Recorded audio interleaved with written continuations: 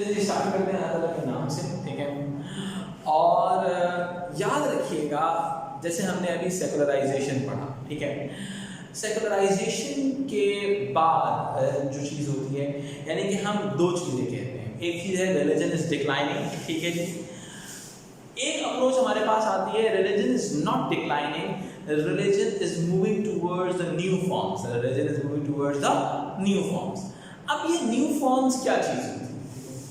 हम कहते हैं कि भाई न्यू रिलीजियस मूवमेंट्स आ गई, एक new forms of religious groups आ गए, ठीक है। अच्छा, न्यू रिलीजियस मूवमेंट्स की खास बात ये होती है कि उसके अंदर कुछ एलिमेंट्स सेक्ट्स के होते हैं, कुछ कल्ट्स के होते हैं। अब ये सेक्ट और कल्ट किस बला का नाम है, ये भी हम आज डिस्कस करेंगे, ठीक है। इसके बाद फिर आती है न्यू एज मूवमेंट, जो कहा जाता है 1970s और 80s के अंदर एक रीसेक्युलराइजेशन की मूवमेंट की लीड। रीसेक्युलराइजेशन का मतलब है कि revival towards the religion, moving back to the religion, कि आप रिलीजन की तरफ वापस जा रहे हैं। समझ आए मेरी बात नहीं? जब हम ये बात कहते हैं कि हम रिलीजन की तरफ वापस जा रहे हैं, ठीक है, तो देखिए इसके अंदर हमें एक बात समझनी चाहिए। हमें ये बात समझनी चाहिए कि एक चीज होती है जिसको हम कहते हैं पोस्ट मॉडर्न रिलीजन, ठीक है जी। पोस्ट मॉडर्न रिलीजन के रिलीजन की पोस्ट मॉडर्न फॉर्म, ठीक है। देखिए हमारे जो पोस्ट मॉडर्निस्ट है ना, रिजेक्ट्स द मेटा नैरेटिव, यानी कि there is no one truth. तो भाई इस दौर के अंदर एक्चुअल में जब भी आप मेटा नैरेटिव को की वो रिजेक्ट करते हो, तो actually you are going to empower the individual, कि आप एक्चुअल में इंडिविजुअल को एम्पावर करो। क्या कर रहे हो? इंडिविजुअल को एम्पावर करो, ठीक है। जिसकी बेसिस के ऊपर दरअसल रिलीजियस कंज्यूमरिज्म डेवलप होता है, रिलीजन बिकम अ मार्केट, ठीक है। अब रिलीजियस कंज्यूमरिज्म की वजह का मतलब यह है कि people are moving around and they are going to pick and mix, या they are following the pick and mix model. यानी पिक एंड मिक्स मॉडल का मतलब क्या होता है कि अपनी मर्जी से चीजें पिक करेंगे और मिक्स करके अपनी एक प्राइवेटाइज्ड फॉर्म ऑफ रिलीजन को क्रिएट करेंगे। अच्छा, अब क्या है, यानी कि दुनिया में बहुत सारी चीजें मौजूद हैं इस दौर में, ठीक है। अच्छा, ये जो आर्गुमेंट मैं लिखवा रहा हूं, दरअसल ये सेकुलराइजेशन के एंटायर थीसिस के अंदर भी आ सकते हैं, ठीक है। जिसके अंदर हम एक बात कहते हैं, हम एक बात ये करते हैं, एक चीज जिसको कहते हैं शॉपिंग फॉर रिलीजन, यानी कि आप जो हैं शॉपिंग फॉर रिलीजन कर रहे हैं। You are moving around and you are once you are moving around and you are going to get your product, आपको जो प्रोडक्ट चाहिए, ठीक है। अब शॉपिंग फॉर रिलीजन के अंदर एक चीज आ सकती है जिसको हम रीसेक्युलराइजेशन कहते हैं। रीसेक्युलराइजेशन यानी कि रिवाइवल टू द रिलीजन, सही है। यानी कि रिलीजियस रिवाइवल की बात करें कि लोग दोबारा रिलीजन की तरफ वापस जा रहे हैं, ठीक है। एक्चुअल के अंदर इस दौर में बहुत सारे नैरेटिव्स मौजूद हैं हमारे पास, ठीक है। एक तो हमारे पास resecularization in the form of what, कैसे होगी, ठीक है। इस दौर के अंदर हमारे पास बहुत सारा कंटेंट एनआरएम्स, न्यू रिलीजियस मूवमेंट्स की फॉर्म में मौजूद है, एनएएम्स यानी कि न्यू एज मूवमेंट्स की फॉर्म में मौजूद है, बहुत सारे सेक्ट्स हैं हमारे पास, बहुत सारे कल्ट्स हैं हमारे पास, यानी कि individual is going for the pick and mix model, यानी कि अपनी मर्जी से पिक करेगा, मिक्स करके अपना मॉडल क्रिएट कर लेगा, ठीक है। एक चीज ये हो गई। दूसरी तरफ हमारे पास एक बहुत बड़ी इंपॉर्टेंट चीज है जिसको हम फंडामेंटलिज्म कहते हैं। फंडामेंटलिज्म क्या है, मतलब क्या होता है कि आप जो हैं किसी न किसी लेवल के ऊपर रिलीजन को उसकी बेसिक्स के साथ स्टडी करने की बात कर रहे हैं, ठीक है। यानी कि you have multiple belief systems available, ठीक है, and it's totally up to you कि whatever you want to do, whatever you want to work with, ठीक है। आप किस चीज के साथ आप आगे बढ़ना चाहते हैं. Actually, you are going for the religious consumerism and you are going for the shopping for religion, and you have multiple shops available. So we have discussed this idea that each and every shop is having some cost and having some benefits. Cost of spending some time and benefit of getting some revival in terms of anything, whatever you want. It's totally up to you. Got it? So it's not only a justification also कि आपको लगता है कि आपका religion, आपका जो cult है ये बेनिफिट दे रहा है, किसी और का वो कल्ट किसी और बेनिफिट दे रहा है. ठीक है. अच्छा, अब जरा से एक थोड़ी सी कॉन्सेप्चुअल चीज समझते हैं. ये बड़ा इंपॉर्टेंट चीज है, समझिएगा. थोड़ी सी मुझे आपसे अटेंशन चाहिए. ठीक है. एक चीज होती है जिसको हम क्या कहते हैं, इन चीजों में डिफरेंशिएशन समझना बहुत जरूरी है. ठीक है. देखिए, पहली चीज होती है चर्च टाइप ऑर्गेनाइजेशन. सही है. जो सबसे पावरफुल ऑर्गेनाइजेशन, सबसे पावरफुल ऑर्गेनाइजेशन. ठीक है. अच्छा, अगर मैं आपको बहुत सिंपल सी बात करूं आपसे, इसका जो मेंबरशिप साइज होता है, अगर मैं मेंबरशिप साइज की बात करूं इसके, तो इसका लार्जेस्ट साइज होता है. इसका लार्जेस्ट साइज होता है. ठीक है. सबसे बहुत ज्यादा लोग इसके फॉलो करते हैं. ठीक है. क्योंकि जितनी भी डिवीजन रिलीजन में आएगी वो चर्च टाइप ऑर्गेनाइजेशन को ब्रेक करने के बाद ही आएगी. समझ में आई बात? अच्छा, इसके बाद इसका स्ट्रक्चर क्या होता है? अगर मैं बहुत सिंपल सी बात करूं आपसे, तो लेकिन इसका जो कमिटमेंट लेवल जो होता है वो काफी लो होता है. कमिटमेंट लेवल ये बहुत ज्यादा आपसे नहीं चाहिए. मतलब एक कमिटमेंट लेवल बहुत ज्यादा नहीं चाहिए हमें, एक रेगुलर लेवल का कमिटमेंट लेवल चाहिए. कि एक्चुअली जैसे मैं कहूँ Islam is a church type organization, Christianity is a church type of core. सही है. अच्छा, इसके बाद फिर हम बात करते हैं आगे. लेकिन एक चीज होती है इसके अंदर, वो ये होती है मोनोपोली ऑफ ट्रुथ. वो जो बात कहते हैं बस वही सही है. बात जो कह रहे हैं वही सही है. ठीक है. यानी कि आप हमारे रिलीजन में क्या है कि अगर कोई बंदा इस्लाम की बात है कि there is no god but Allah की बात को डिसएग्री करेगा, तो हम कहेंगे भाई you are not a part of the Muslim community. आप मुस्लिम कम्युनिटी का पार्ट नहीं हो. ठीक है. इसके बाद अगर हम बात करते हैं, इसका स्ट्रक्चर जो होता है वो फॉर्मल ब्यूरोक्रेटिक स्ट्रक्चर होता है. फॉर्मल स्ट्रक्चर होता है इसका. ब्यूरोक्रेटिक स्ट्रक्चर का मतलब हायरार्की होगी, क्लर्जी के लेवल्स होंगे. ठीक है. ठीक है. अच्छा, इसके अलावा अगर हम बात करें, ये जो होती है यूजुअली अलाइड विद स्टेट भी होती है. अलाइड विद स्टेट, यानी कि स्टेट के साथ अटैच होती है. चर्च टाइप ऑर्गेनाइजेशन स्टेट के साथ अटैच. जैसे यूके इज मेन चर्च. सही है. यूके का जो मेन चर्च है वो खाने काबा, मुस्लिम्स का हरम जो है वो भी अलाइड विद द स्टेट होती है. ठीक है. अच्छा, इसके अलावा अगर हम बहुत सिंपल सी बात करें, relation to the mainstream society, इसे ना accept the mainstream values, ये आल्सो एक्सेप्ट द सोसाइटी की जो मेन स्ट्रीम वैल्यूज होती हैं वो उसको एक्सेप्ट करते हैं. ठीक है. ये हमारी चर्च टाइप ऑर्गेनाइजेशन का पहला एलिमेंट हो गया. अब इस चर्च टाइप ऑर्गेनाइजेशन में कोई डिवीजन आता है. क्या आता है? डिवीजन आता है. ठीक है. इस डिवीजन से होता क्या है?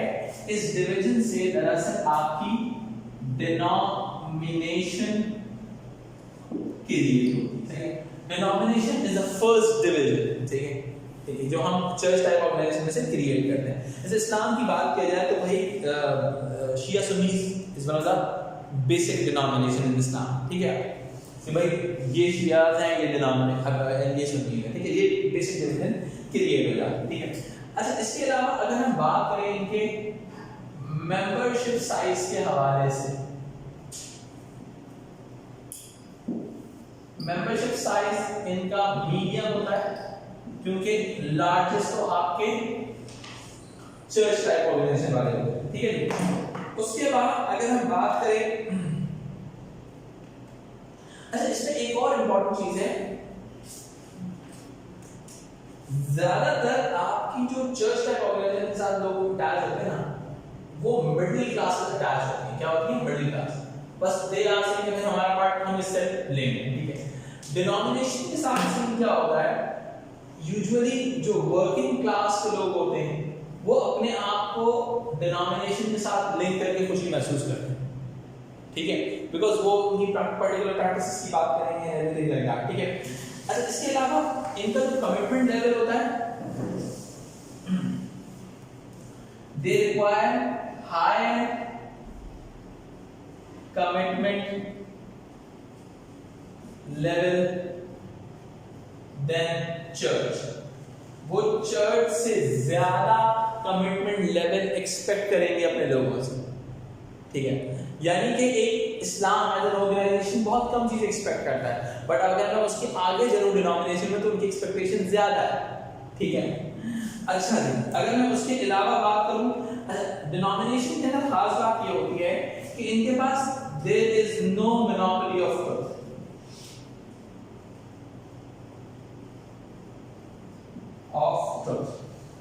मोनोपोली ऑफ ट्रुथ मौजूद नहीं।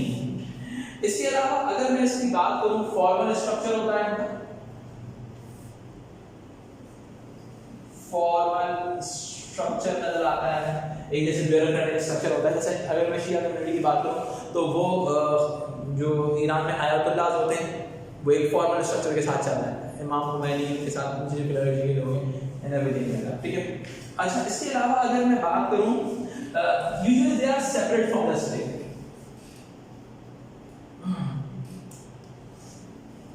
right from the state, state से अलग रहेगा।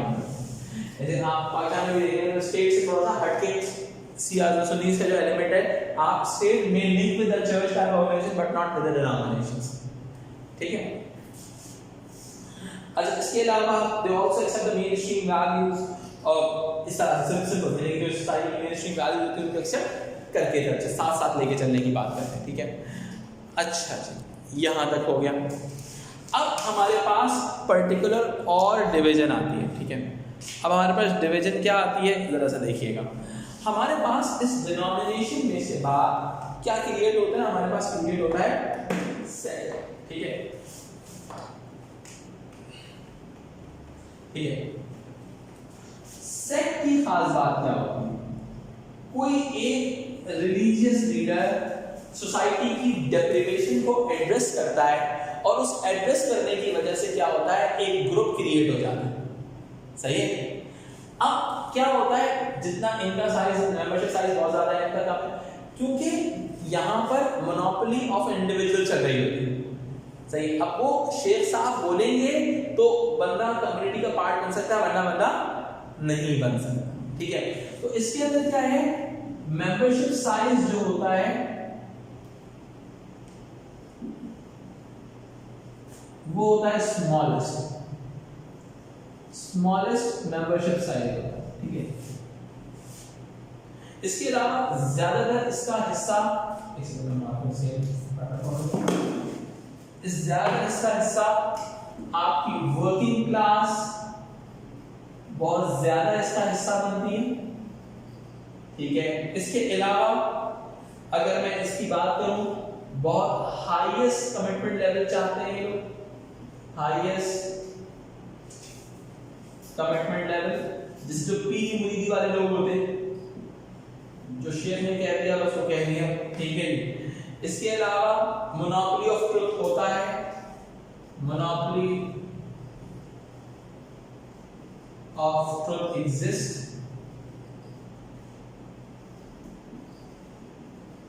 ठीक हो गया। इसके अलावा अगर मैं बात करूं इनसे,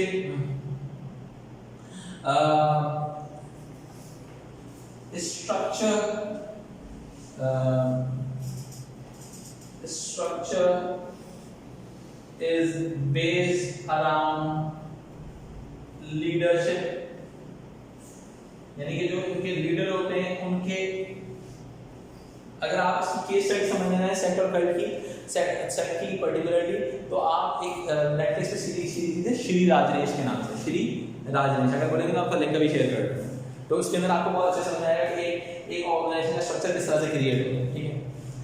अच्छा, इसके अलावा अगर हम क्या कहते हैं, इसको आगे मेंशन कर लेते हैं, sex are sometime conflict with the state। चूंकि अगर लीडर का अगर स्टेट से खड्डा हो जाए तो पूरा सेट जो होता है वो दरअसल क्या होता है, उससे पूरा हट जाता है, उस पर्टिकुलर यानी कि वो स्टेट से वो कॉन्फ्लिक्ट में आ जाता है, ठीक है। अच्छा जी, ठीक है, यहाँ तक क्लियर हो गया। अब बहुत सिंपल सी बात है, लेकिन एक और इनमें बड़ा मस्त इशू होता है, वो ये होता है set sometime rejects the mainstream values. वो बोलते हैं हम दुनिया से, सिस्टम से हट के काम करेंगे। शीतराज दिनेश को देखने में समझ में आ जाएगी बात, rejects the mainstream values. Society में जिस तरह का सिस्टम है, मैरिज का सिस्टम हो गया या सेक्सुअल रिलेशनशिप का सिस्टम हो गया, वो इस सिस्टम को अपोज करते हैं, रिजेक्ट द मेनस्ट्रीम वैल्यूज, ठीक है। तो ये चीज यहाँ पे क्लियर हो जाती है। अब उसके बाद थोड़ा सा आगे बढ़ते हैं। इसके बाद हमारे पास क्या मिलते हैं हमें, इसके बाद जो नेक्स्ट स्टेप पे हमें मिलता है वो मिलता है हमारे पास कल्ट, ठीक है। कल्ट एक्चुअल के अंदर एक ग्रुप बनाना, सही है। कल्ट जो होता है एक ग्रुप होता है जो बड़ी इंक्लूसिव रिलेशनशिप रखता है, ठीक है। इंक्लूसिव का मतलब है एनीवन कैन एंटर, ठीक है। अब देखो एक्चुअल में होता क्या है, अगर मैं बहुत सिंपल सी बात करूं आपसे, नॉर्मली जो सेक्ट होते हैं ना, ये बड़े एक्सक्लूसिव होते हैं। सेक्ट्स आर यूजुअली एक्सक्लूसिव, हर बंदा नहीं आ सकता, ठीक है। ये इंक्लूसिव होता है, हर बंदा आ सकता है, नहीं, हाँ, ठीक है। अच्छा, इसके अलावा अगर मैं आपसे बात करूं, बहुत सिंपल सी इसके अंदर क्या है, ये इंक्लूसिव होते हैं, हर बंदा इसका पार्ट बन सकता है, भी जमात वाले हो गए, ठीक है। कल्ट का हिस्सा चूंकि लोग ज्यादा बन सकते हैं तो इसका मीडियम लेवल पर रखा जाता है। कल्ट ऐसा कोई भी हो सकता है, एनीवन कैन एंटर, ठीक है। इनकी इंक्लूसिव अप्रोच होती है, ठीक है।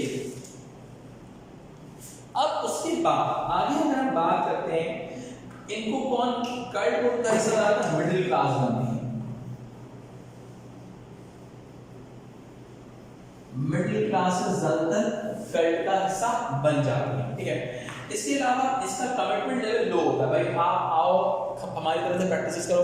जैसे बहुत सारे मेडिटेशन ग्रुप्स होते हैं कि मेडिटेशन के दिन कर लेंगे काम लोग, सही है। लो कमिटमेंट लेवल, देखो क्योंकि मिडिल क्लास के पास जिंदगी में करने के बहुत सारे काम होते हैं, तो वो एक्चुअल के अंदर ऐसे रिलीजियस चीज को कंज्यूम करने की बात करती हैं जिसके अंदर कमिटमेंट लेवल थोड़ा सा कम है। वर्किंग क्लास को नारे लगाने की फुर्सत रहे तो वो सेक्ट और डिनोमिनेशन में ज्यादा लिंक होता है, जबकि मिडिल क्लास कल्ट और चर्च टाइप ऑर्गेनाइजेशन से ज्यादा लिंक हो जाता है, ठीक है। अच्छा है, इसके अलावा अगर बहुत आगे हम बढ़े, there is no monopoly of truth, there is no monopoly of truth, monopoly of truth exist नहीं करती, ठीक है। अच्छा जी, इसके अलावा इनका जो स्ट्रक्चर होता है ना, वो क्लाइंट कस्टमर रिलेशनशिप होता है। क्लाइंट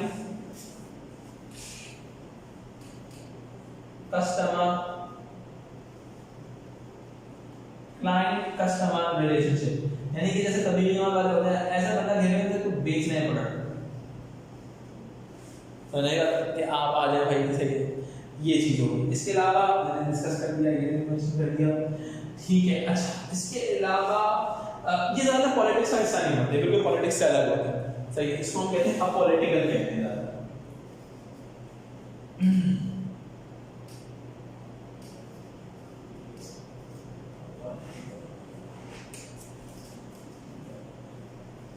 सही, यानी कि अब क्या है, हमारे पास ये अवेलेबिलिटी ऑफ ट्रुथ्स आ गई है भाई। ये इतनी तरीके से ऑनलाइन बताया, अगर स्नैप स्क्रीनशॉट लेना चाहे ले लें, पहले स्क्रीनशॉट ऑनलाइन, ठीक है। यानी कि हमारे पास ऑप्शंस आ गए, हमारे पास ऑप्शंस आ गए कि आप जो हैं किस तरीके से आप चीज़ों को आगे लेके चल सकते हैं। अच्छा जी, यानी कि अब हमने क्या कहा, हमारे पास डिनोमिनेशन भी है, हमारे पास चर्च टाइप ऑर्गेनाइजेशन भी है, सेक्ट्स भी हैं, कल्ट्स भी हैं, सही है। अब और इसके साथ साथ एनएएस और एनआरएम्स भी मौजूद है, यानी कि we have multiple options available. अब क्या है, हम एक बात कह सकते हैं सेकुलराइजेशन के अगेंस्ट में कि भाई religion is not declining, religion is evolving into new forms. सही है। आप बहुत सारे लोग कल्ट्स का हिस्सा बन जाते हैं। कल्ट्स कैसे क्यों बन जाते हैं? बिकॉज कमिटमेंट लेवल लो है, ठीक है। सेक्ट की तरफ ज्यादा वर्किंग क्लासेस जाते हैं, कल्ट और चर्च टाइप ऑर्गेनाइजेशन के साथ मेजर आपकी जो मिडिल क्लास होती है वो लिंक हो जाती है। क्लियर हो रही है बात? ठीक है। अच्छा, अब क्या है, इसके अलावा हमारे पास इसके अपोनेंट व्यूज के अंदर हमारे पास क्या आता है, हमारे पास आता है कि भाई अच्छा दूसरी तरफ क्या है, दुनिया के अंदर ग्लोबलाइजेशन भी आ रहा है। अगर मैं बोलूं, अगर मैं पोस्ट मॉडर्निज्म को अगर और खोलूं तो भाई पोस्ट मॉडर्न सोसाइटीज के अंदर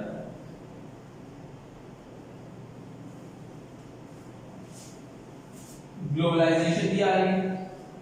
इस ग्लोबलाइजेशन का बहुत डायरेक्ट इंपैक्ट आता है सेकुलराइजेशन की फॉर्म से। सही है, कि किसी ना किसी तरह से सेकुलर, भाई जैसे अब देखें एक आर्गुमेंट है कि भाई Islam is not a secular religion, क्योंकि वो रिलीजन इस्लाम हर चीज के अंदर इंटरफेयर कर रहा है, ठीक है। अब दुनिया में क्या है कि भाई दुनिया की कोशिश ये है कि भाई हम एक ऐसे रिलीजन को फॉलो करें जो हर मैटर में इंटरफेयर नहीं करता, ठीक है।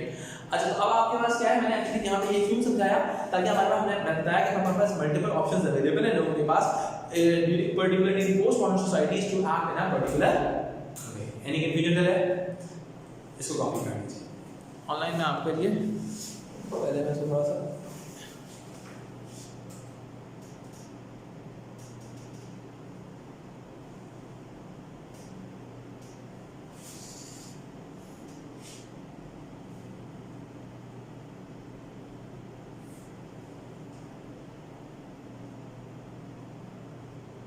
वैसे मैंने ना अपने नोट्स के अंदर इसका एक पूरा चार्ट बनाया। मैंने इसी चार्ट को यूटिलाइज किया, मैंने अपनी नॉलेज इंटरफेयर नहीं की, मैंने कहा मैं उस चार्ट को फॉलो करूंगा।